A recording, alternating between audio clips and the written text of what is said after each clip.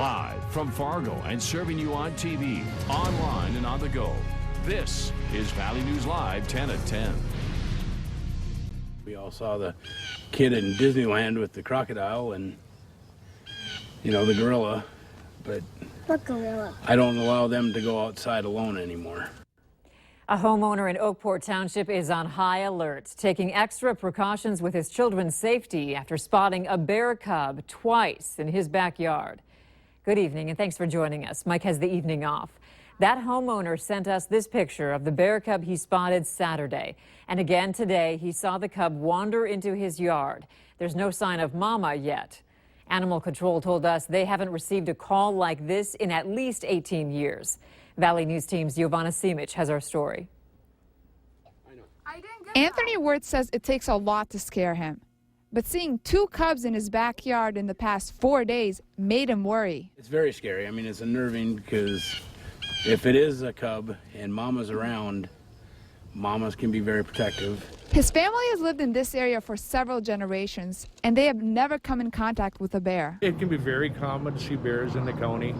Very seldom will you have bears in the city limits. Moorhead Police Community Officer Steve Kemper says his department hasn't received calls of bears wandering near homes. As we keep expanding, we're taking over their territory. So they have to learn to live with us, and in turn we have to learn to live with them. Wirtz says he reached out to the Minnesota DNR, but he hasn't gotten a call back. I want to know what my rights are if the bears do come near my kids.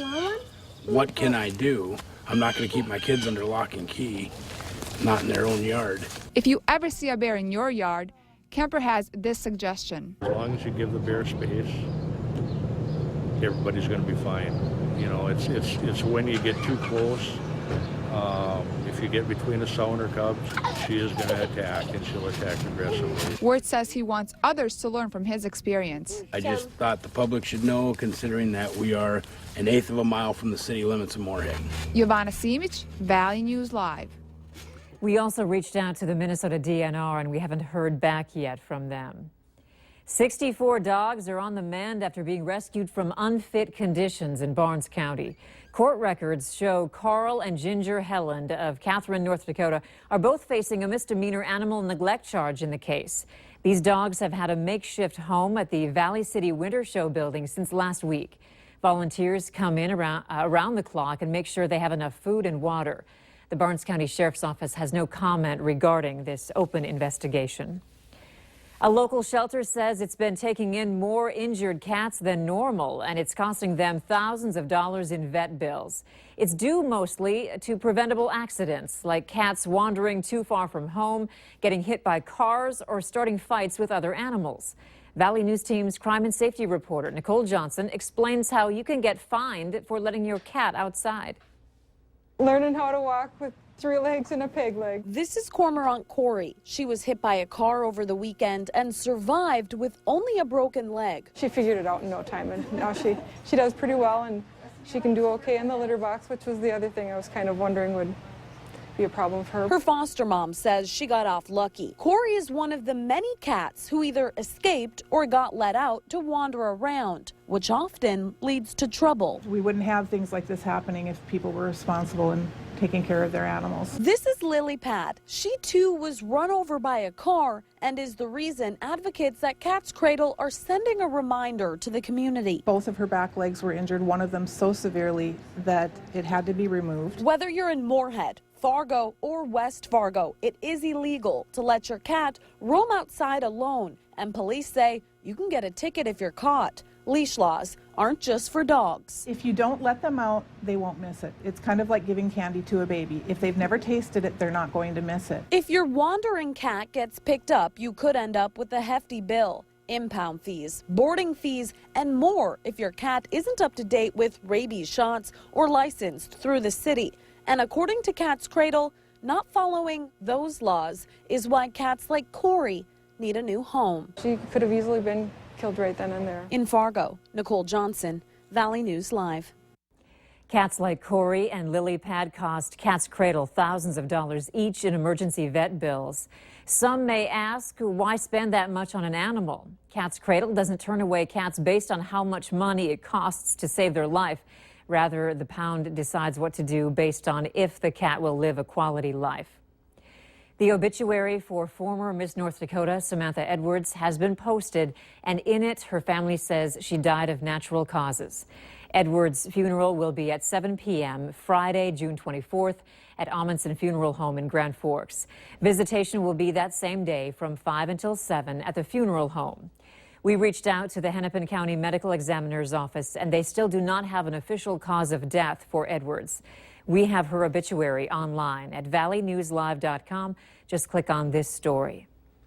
A deputy for the U.S. Marshals Service has been arrested for allegedly laying his cell phone on the floor in a Target dressing room in Bismarck when a female was inside. Here's his picture. 29-year-old Michael Rivera had his first court appearance yesterday on charges of promoting a sexual performance by a minor and criminal attempt. Police say surveillance footage showed Rivera entering a dressing room near the victim's dressing room. The victim told authorities she was trying on a bathing suit when she noticed the phone on the floor, and it was taken by someone just before she exited. Rivera is being held on a $2,000 bond. The case is still under investigation.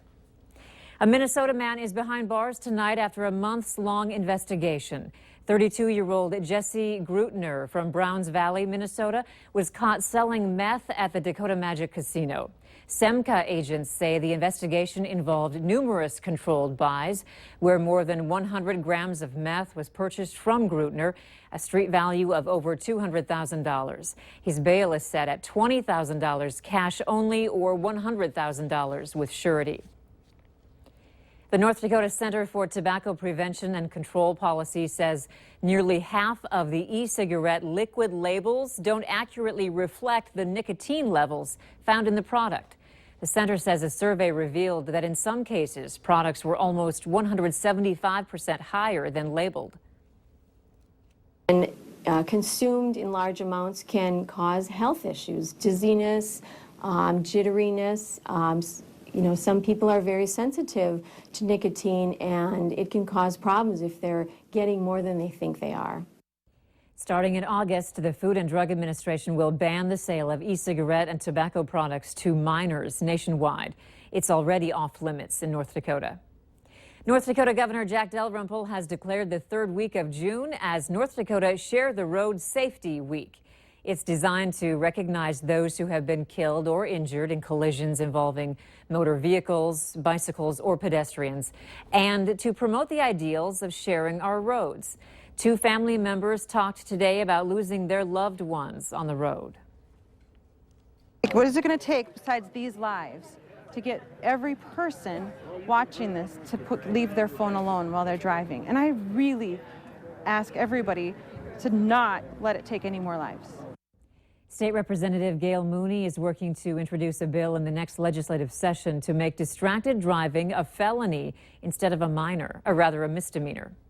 Stopping food waste and saving money, it's something many people could get behind. A Fargo Moorhead group is trying to educate the public about purchasing and asking for ugly food. Ugly food is food that has the wrong appearance. It may be misshaped or an odd color. The food is often not put out in stores or may be donated, but some stores in the U.S. have started to sell the ugly food at a discounted price. They're typically discounted somewhere from 25 to 50% of the retail value, so it creates a great opportunity to make sure that food isn't wasted, to get whole, nutritious food into the hands of consumers, and make it a little bit more reasonable for people to buy those fresh fruits and vegetables. The co-founder of Ugly Food of the North says they have had some ugly food farmers markets, but ugly food isn't sold consistently here yet in grocery stores. To learn more about some upcoming ugly food events, click on this story at valleynewslive.com.